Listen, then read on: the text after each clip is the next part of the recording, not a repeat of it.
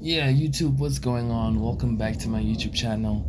Today we got IGN Best Anime Series of 2024. So I want to check out the best anime series that is made by IGN. Let's see if these guys got taste or nah.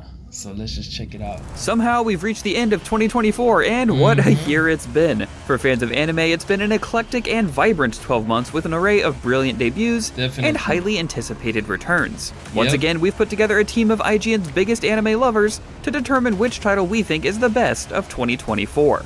After much discussion, many rewatches, and of course voting, we're here to reveal the winners and runners-up while also exploring just what made each series so special. Interestingly, in a year where massive action series like Kaiju number 8, Solo Leveling, and Spy Family Season 2 debuted to huge success, Spy Family was a bit mid, but the shows that made our winner's circle were all decidedly cozy and charming. The top 4 are fan favorites, and each offered a different kind of escape from the stresses of daily life. Whether viewers were looking for a slice of life or fantasy, 2024 offered up some legitimately fantastic debut series based on gorgeous manga like Delicious in Dungeon and The Apothecary Diaries. There was also a clear theme of campaign fantasy making a comeback as one of the most beloved subgenres in anime right now, as both Delicious in Dungeon and Frieren Beyond Journey's End. But yeah, not gonna lie, fantasy has been one of the biggest genres. Isekai, big component, so you can imagine how many shows that have been making isekai, so fantasy has always been a big genre in anime. And offered up new twists on the classic D&D setup, and both charmed viewers and our voting panel here at IGN.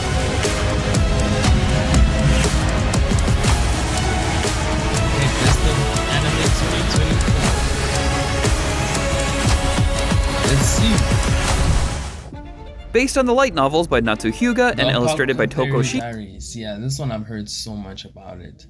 I've never given it a watch, but I've only heard about it at the end. You know, this year a lot of people have been speaking about this one, like their list. It's been on everybody's list, the Apothecary Diaries, you know. This one I should give a watch. I should definitely try to watch this one. You know, the Apothecary Diaries took the anime world by storm this year, garnering a massive fan base and a ton of conversation. Following a young apothecary who's kidnapped and forced to work within the walls of an imperial palace, this series is filled with brilliant women and complex antagonists. At its heart, the Apothecary Diaries is a mystery of the week, as our young hero must solve strange and often deeply dangerous occurrences, while surviving the intrigue and horrors of the palace. Set in a fictionalized version of Imperial China, the show is epic in scope and offers up an interesting slice-of-life take on historical fiction and court intrigue. Our review of the series gushed, the Apothecary Diaries faux historical medical drama makes for incredibly compelling case of the week anime viewing. Beautifully animated and written with lashings of wit and humor, it's no surprise this became one of 2024's biggest hits. Yeah, if you know, you know. Not many people speak about the Apothecary Diaries. It's not an anime that, you know, people are like, yes, this is the one. It's kind of like, if you know, you know. It's kind of like a bit of an underground type of series.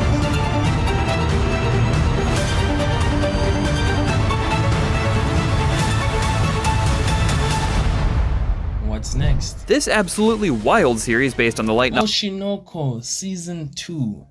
I also skipped this one because I was waiting for the dubbed, and I still haven't watched it. It's crazy. I've heard that it was kind of a bit disappointing, but I need to watch it for myself. I've watched Season 1. Season 1 was an incredible experience. It's one of those experiences where I never thought I was gonna like it. An idol anime, like, come on. I don't like idol anime, but holy shit, this one hit so freaking hard. I never expected it to grab me like this. So Season 2, I can imagine it must have extended the whole series and premise. I would love to. Novel written by Aka Akasaka and illustrated by Mengo Yokiyari made our best of list when it debuted last year, and Season 2 continues that streak. In case you don't know the premise, it's one of the weirdest mainstream anime setups in a while. A doctor struggling to come to terms with the death of a young patient dies and finds himself reincarnated alongside his patient as the twin children of a world-famous idol named Ai. After the death of their mother at the hands of a crazed fan, the pair dedicate themselves to solving the murder while also having to juggle their lives as idols themselves. The second season took a meta twist as one of the twins was cast in the stage adaptation of a popular manga, but of course the mystery of who killed their mother is still a central plot. And for many viewers, Season 2 managed to reach the starry heights of the first season. With the third season officially greenlit, it'll be interesting to see if the series can keep up with its ever-growing fandom and wild conceit. Oh, Okay, so apparently to many fans, the story kept up with the pacing. That's good. I gotta give it to that. I never expected it to actually keep up with the pacing. I thought it was gonna go down. Usually season twos are where we see if a season's gonna fail or not, and also season three. Because if you can't execute season 2 or 3, shut down. And food, then you're probably all Delicious in Dungeon. Really good series. I didn't finish the last episode. Oh, I did. I don't know. I think I was halfway with the last episode of the show. But all in all, what a crazy roller coaster. I never really felt the D&D elements. It kind of reminded me of like an isekai. It just was so cool, man. I'd never expected Netflix to release an anime that was so cool. The hook is terrible. I feel like this show has the worst hook I've ever seen. That's why it was very hard for me to get into. So yeah, this was the only anime that I had on my phone. So then I just started watching it, and holy shit, do I not regret watching this. This is actually a really, really, really good show. Unexpected, but man, once you're in it, you're hooked, honestly. Already a massive fan of this gorgeous adaptation of Ryoko Kui's hit manga. Thanks to its prominent place on Netflix's schedule this year, this super cute and utterly mouth-watering anime gripped viewers across the globe, especially as it was a rare staggered release for the streamer, meaning there was time for word-of-mouth fueled excitement to roll the show to ever more successful heights. The series follows an adventuring squad who are aiming to save their recently dragon-eaten colleague before she's digested by the creature. The group comes up with a wild idea as they prepare to journey through the dungeon. In order to survive with no money and less supplies, they'll live off the monsters, creatures, and strange things they find. It's a Dude, them eating the monsters adds like a crazy variety. It just makes shit so weird, but they don't gain any powers or anything. It's just they like eating monsters. It's crazy. The show cozy and appealing on my anime list, right? Yeah, on Mao. So yeah, dude, Frieren as it is, there is a big room for improvement, but hey, this is, I think, one of the best animes that I've seen with story. Not really necessarily action. Action is okay. It has glimpse of it, but the story is so captivating. It has so much meaning and weight. It's so rare to find an anime which has stories which have so much weight and meaning.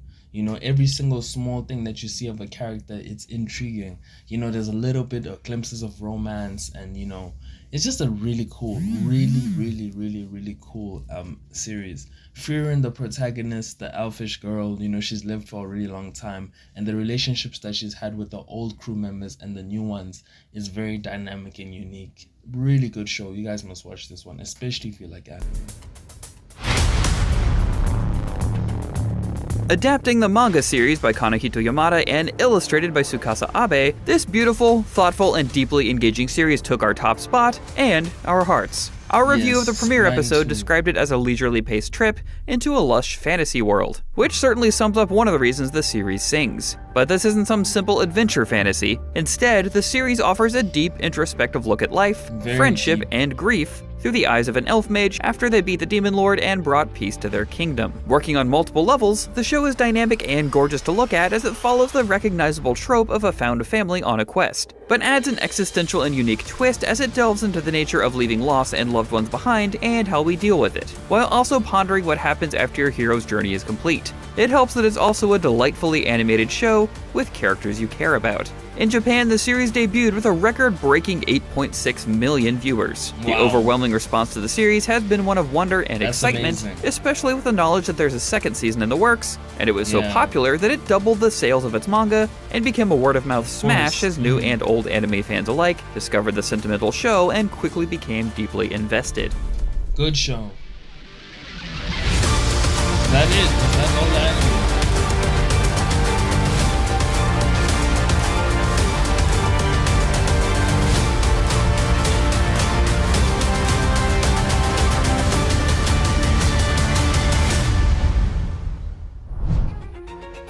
If you're wondering where your favorite anime of the year is, here are other shows that were in contention for the top spot. Dead Demons... I don't even know this one. I've never heard of this one. Kaiju number 8. Yeah, Kaiju number 8 is a really good anime. One of the top. I gotta give it to it. What else is there? Solo Leveling. Solo Leveling is mid. I think it's because of the manga. The manga is pretty big. The manga was stupendous. Like, dude, the manga, we've seen so many manga references from this anime. So that's why I think people are overhyping it. I think it's overhyped for me. It still needs time to prove itself that it's number one.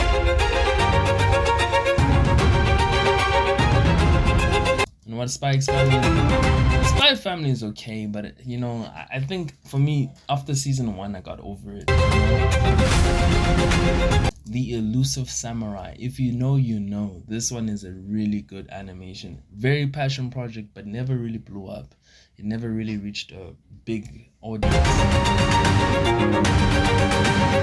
Too many losing heroines. Mean Too Many Losing Heroines is OP. One of my favorite animes. I relate with a lot of characters. A unique take on the whole romance genre, honestly. What were your favorite anime series of the year? You know, there's a lot of animes that I feel like, you know, could have been on this list. They've mentioned a few that I was expecting to actually take the top spots. Oshinoko season 2, I haven't watched it, so maybe it might have it be there for a reason. Apothecary Diaries, I haven't heard so many people speak about that one, so I also need to check out that one. What else did they have? And Delicious in Dungeon, I would have never put this one on my top list. It was a heavy throwaway anime, no lie. This one is a good watch, but it's not the best. You know, for me to put it on the top 20 list, no. I would have never put this one on my top. No cap. So yeah, guys, you guys tell me what is your guys' favorite anime. Just type down in the comments below. Honestly, for me, my top 3 anime of the year is Don't Judge Me, Let the Grieving Soul Retire. Honestly, that one hit so freaking hard. Wistoria, Wand and Sword. I freaking loved Wistoria. That shit was just amazing. I had goosebumps every single episode, and I parry everything.